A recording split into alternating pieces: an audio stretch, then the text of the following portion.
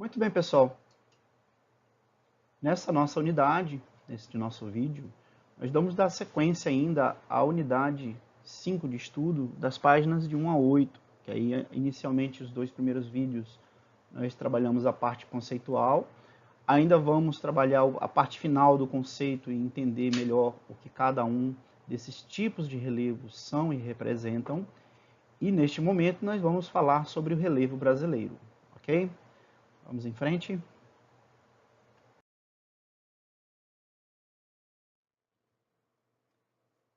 Tipos de relevo.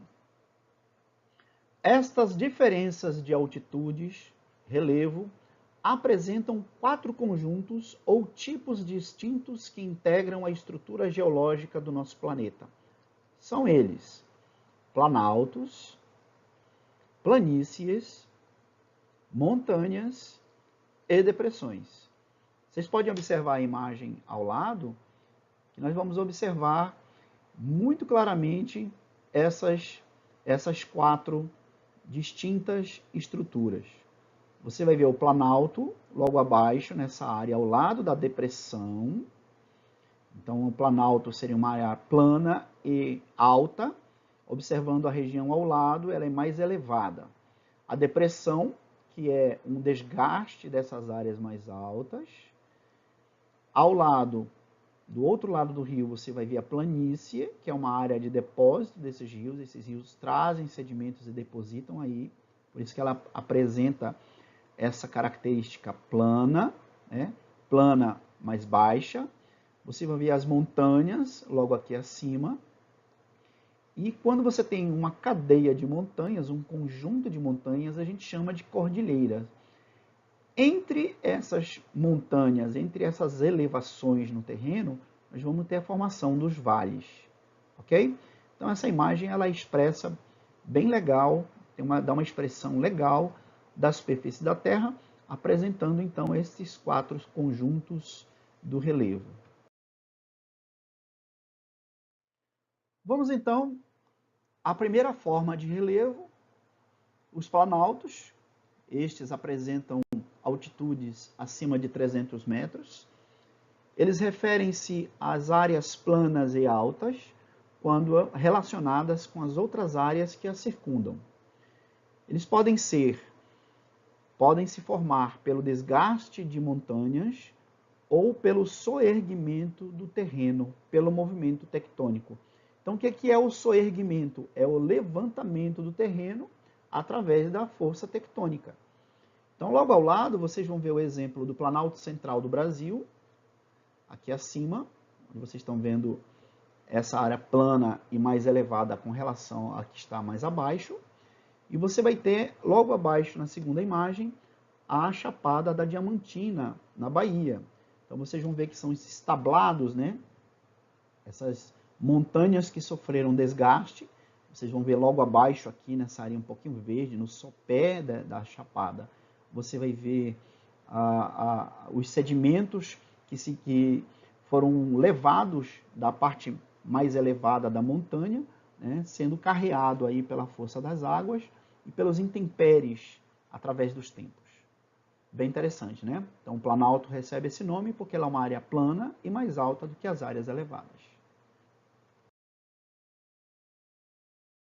O segundo tipo, ou a segunda forma de relevo, são as planícies.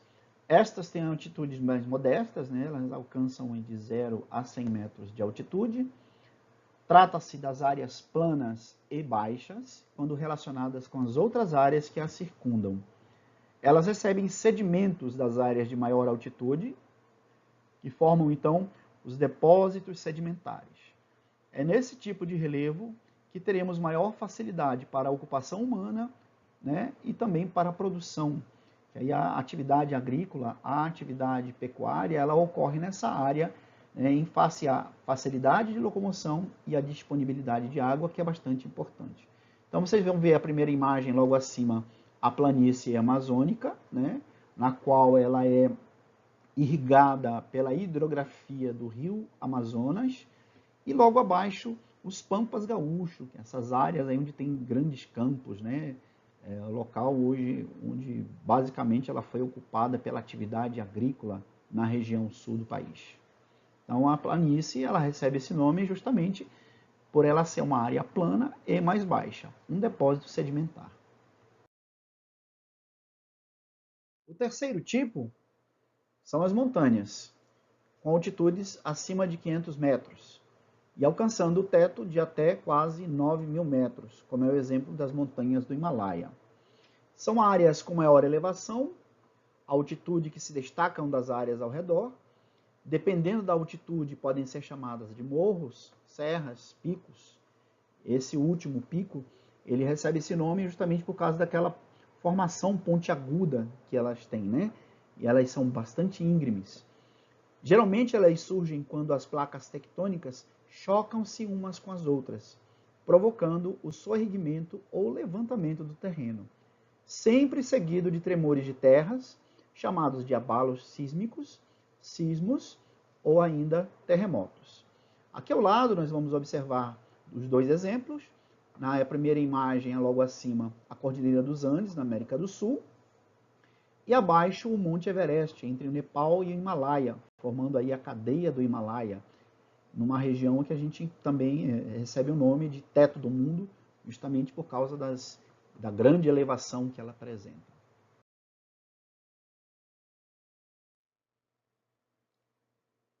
E a quarta e última, não menos importante, são as depressões. Elas ficam entre 100 e 500 metros de altitude. São regiões geográficas mais baixas do que as áreas em sua volta, sendo classificadas como depressões relativas quando acima do nível do mar e depressões absolutas quando abaixo do nível do mar. A erosão é o principal fenômeno responsável pela sua formação, porque ela provoca desgaste de áreas mais altas, provocando então a redução da altitude do terreno. Nós temos o exemplo da depressão do Rio São Francisco, dessa imagem que fica à sua esquerda, e a depressão do Mar Morto, que é a maior do mundo, né? Ou a mais baixa do mundo, porque ela tem 392 metros abaixo do nível do mar. Então você vai observar claramente aí que é uma área deprimida, né? Uma área que sofre desgaste e, portanto, ela é bem mais baixa do que a área que está ao seu redor.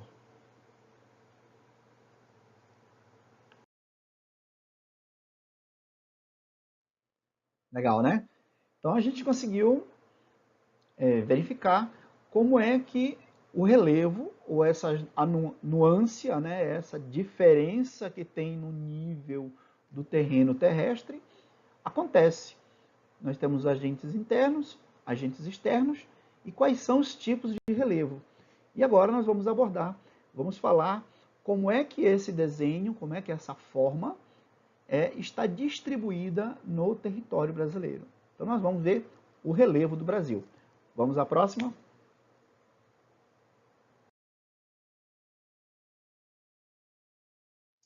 Agora que já compreendemos o que é o relevo, vamos falar especificamente sobre como é o relevo brasileiro. Por ser muito antiga, a estrutura geológica do território brasileiro apresenta predominantemente baixas altitudes, basicamente de planícies, planaltos e depressões. Apenas 0,5% de áreas possuem mais de 1.200 metros e 78% não ultrapassam os 500 metros. Então, se vocês forem observar aqui na imagem, essa área verde aqui são as depressões, que tem uma expressiva área, né? Uma área onde você vai ver essa área aqui de planaltos, como elas têm maiores altitudes, aqui ela vai apresentar uma baixa altitude, aqui um pouquinho mais alta. Então, quando a gente observa o desenho ou a distribuição desse relevo, a gente observa que as planícies, que é essa parte em amarelo, onde estão associadas ao nível do mar, aqui na área litorânea, né, que alcança o nível do mar, e essas áreas aqui onde são banhadas por rios. Então essas depressões apresentam um menor percentual, que está em torno aí de 0,5%.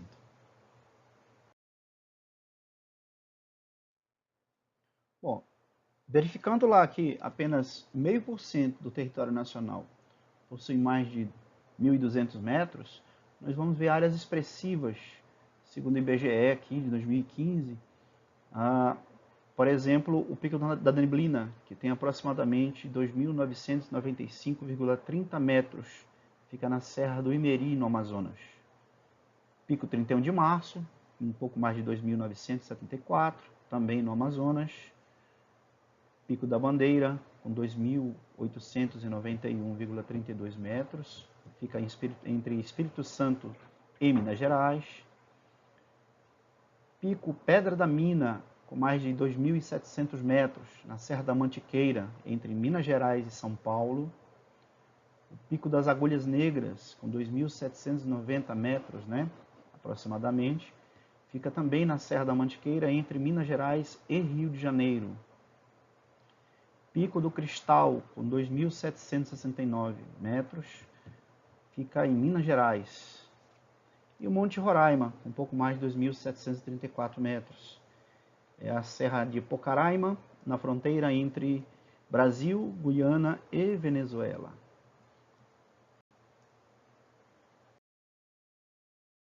Nós já falamos sobre algumas das características do relevo brasileiro. Vamos detalhar então essas características. No Brasil, os planaltos são cercados por depressões e localizam-se em bacias sedimentares, a exemplo dos planaltos da Bacia do Paraná e do Parnaíba. Temos também áreas cratônicas, a exemplo dos planaltos e serras do leste, sudeste. Sobre os primeiros, que são essas áreas cratônicas, costumam ocorrer formações do tipo mares de morro, muito comuns no centro-oeste brasileiro. São assim chamados porque formam uma cadeia de pequenos morros, né? E aqui ao lado você vê o planalto do Rio Paraná. Essa área que é aplainada, mais elevada, e aqui você vai ver um vale, né? Que fica entre essas duas áreas, que aqui vocês vão observar que ela de alguma forma sofreu uma ruptura.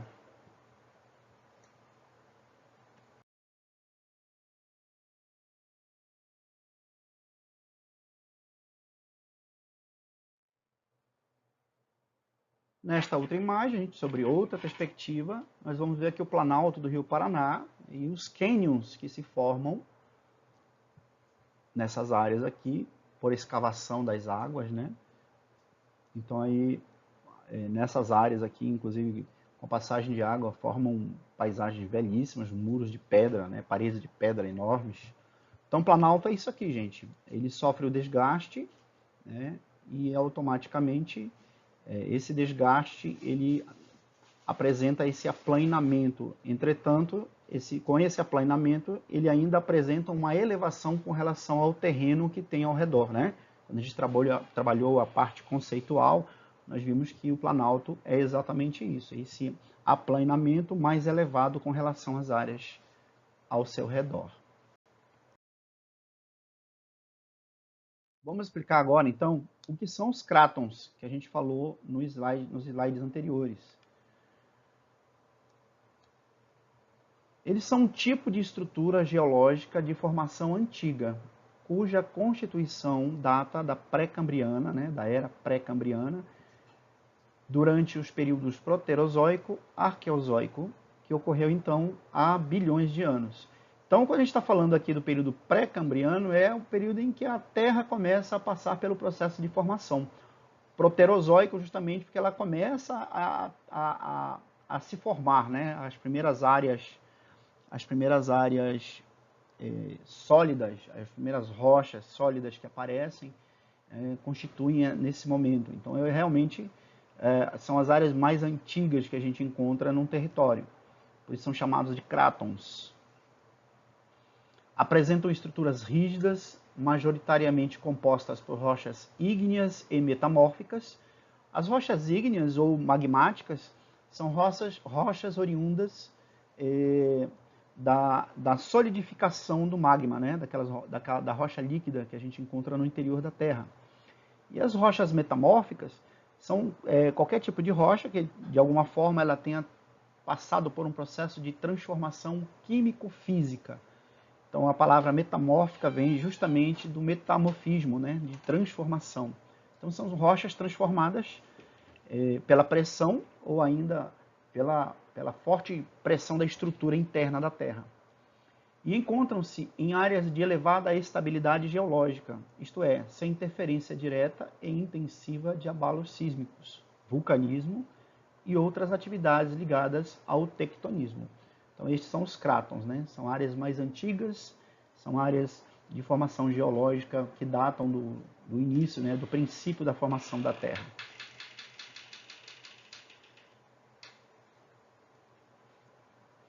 Em termos de classificação, os crátons são divididos em dois tipos de estruturas: as plataformas continentais, aquelas que ficam acima do nível do mar, e os escudos cristalinos.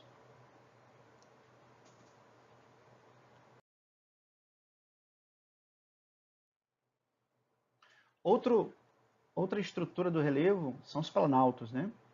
Então, no Planalto de Goiás, por exemplo, também conhecido como Planalto Central, né? Cantado pela música do Legião Urbana, em Faroeste Caboclo, onde está localizada Brasília, é bastante aplainada, interrompido apenas pelas chapadas, como a Chapada de Veadeiros, em Alto Paraíso, em Goiás, onde podemos observar essa região, a predominância de vegetação do cerrado. Então, se vocês forem observar a imagem aqui, vocês vão ver claramente essa área mais elevada e a vegetação do cerrado, que é uma vegetação típica de área tropical, né, de clima mais seco e de solo um pouco mais ácido.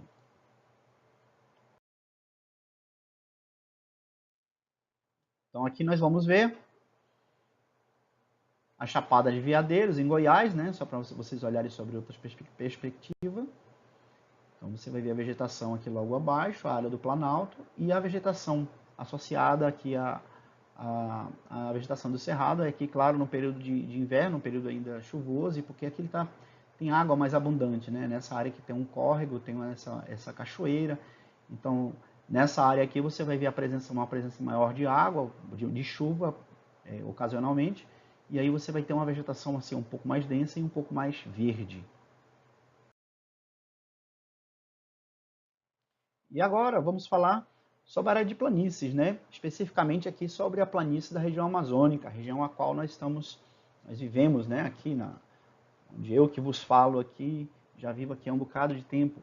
É uma estreita faixa que acompanha o Vale do Rio e alguns de seus afluentes. Afluentes, então, são os rios que abastecem os rios principais, que nesse caso aqui é o Rio Amazonas. Ela é cercada por depressões e planaltos, além de também formar a vegetação do tipo pluvial tropical, ou seja, aquela que é alimentada pelas águas da chuva, né? Por isso pluvial. Conhecida também como floresta tropical ou ainda comumente conhecida internacionalmente por floresta amazônica. Uma floresta realmente que apresenta a maior biodiversidade do planeta. Então, observem aí como é que o rio e a floresta têm uma interconexão, né? Tem um processo de interdependência entre eles. E aqui ainda, sobre as características do relevo, temos a depressão do Rio São Francisco. Nós já falamos anteriormente lá sobre os principais rios do Brasil, e dentre eles o Velho Chico. Ele acompanha o curso do rio, né, em Minas Gerais e na Bahia. No Brasil, a depressão não há depressões absolutas, ou seja, aquelas que ficam no nível do mar. E no século XVII, essa área deprimida foi muito importante via de acesso, usada por vaqueiros e criadores de gado do Nordeste brasileiro. Então, eles faziam o transporte do gado nessa região. Dentre as depressões brasileiras, podemos destacar a sertaneja e a da Amazônia Ocidental. E aqui vocês vão ver, então, a calha do Rio São Francisco, né? E você está vendo aqui essa área deprimida, né? Que é justamente isso que significa depressão. É uma área em que a elevação do terreno é menor do que a que está ao seu redor. Não é a mesma coisa que Planalto, tá, gente? Não é Planalto. Então, você vai ver caracteristicamente que nessa área aqui, que é uma área um pouco mais elevada, mas a depressão ela vai apresentar esse desgaste lateral aqui. E aí, justamente com a queda do rio, né, o rio passa por aqui, ó, ele obedece justamente à gravidade, ele procura essas áreas deprimidas, formando então a calha do rio.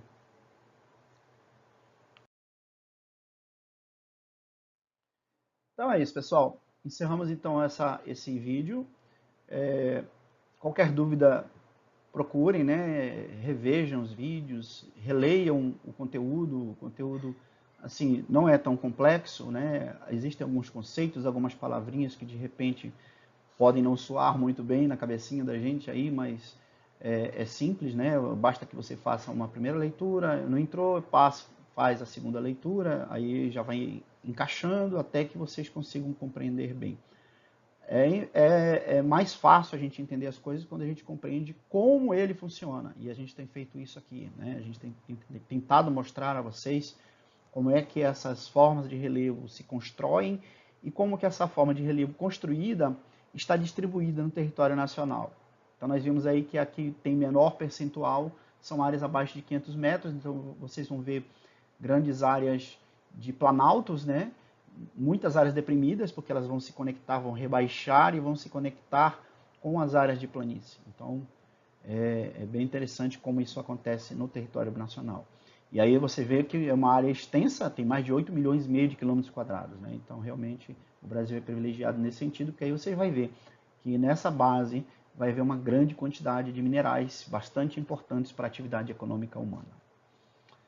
E na próxima aula, então, nós não vamos encerrar ainda o módulo 1 da página de 1 a 8, porque ainda falta nós concluirmos a fala sobre o clima e a vegetação, que a gente vai falar no próximo slide. Então a gente se encontra lá. Até mais, gente.